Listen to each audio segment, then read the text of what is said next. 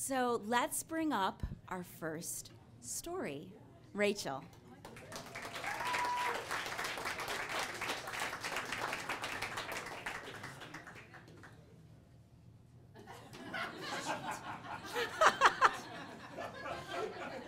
I have big MC shoes to fill.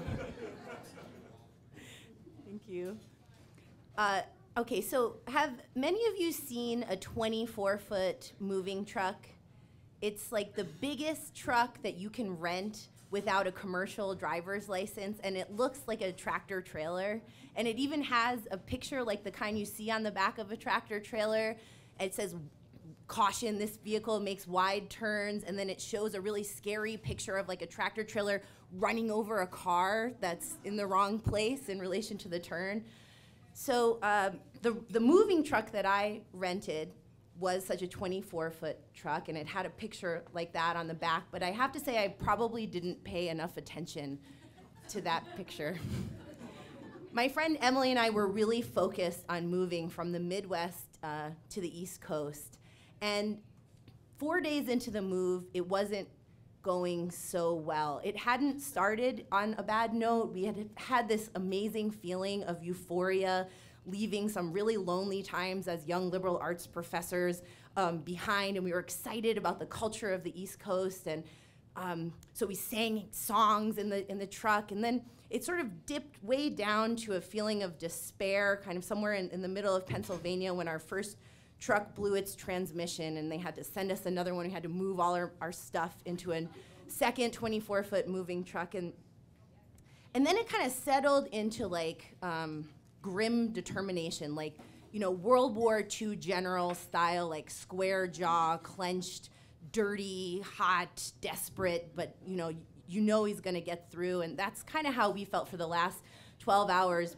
partially because our second truck was so busted up that we couldn't drive it for more than 45 miles an hour. So we actually drove the last 300 miles of the trip at 45 miles an hour with like a crazed, like partially brain damaged cat, like kind of wandering around the truck. And so we were really happy when we were able to unload all of our stuff into our West Hartford, Connecticut storage area. And all we had to do was return the truck to the budget place in West Hartford, and then get Emily to a train at like 4 o'clock in the afternoon. And so we're in the truck, and time is kind of tight, you know, and we're in the truck and we're kind of lost. This was before GPS, and we don't see the return place until we've already passed it on our right-hand side.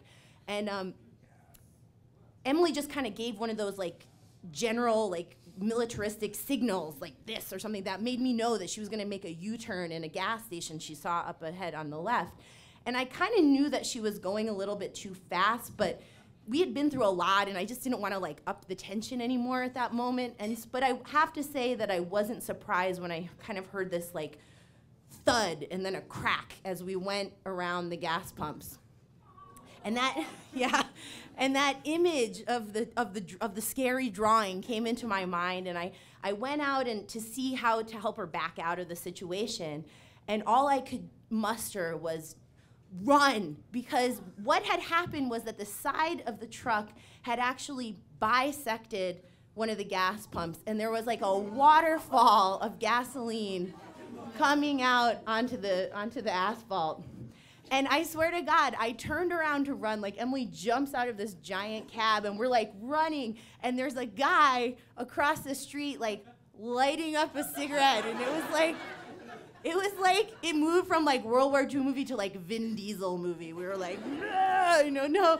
And I'm waiting for my death to come, and nothing happens, and it didn't explode. So we called 911. About 30 very misogynistic but very helpful firemen descended on the scene.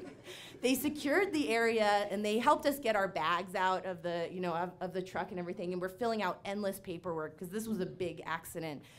And finally, they clear up all the caution tape, and they tell us, "Ma'ams, you're free to go." And bizarrely, my mom shows up with Subway sandwiches at that moment, but that's like a different story.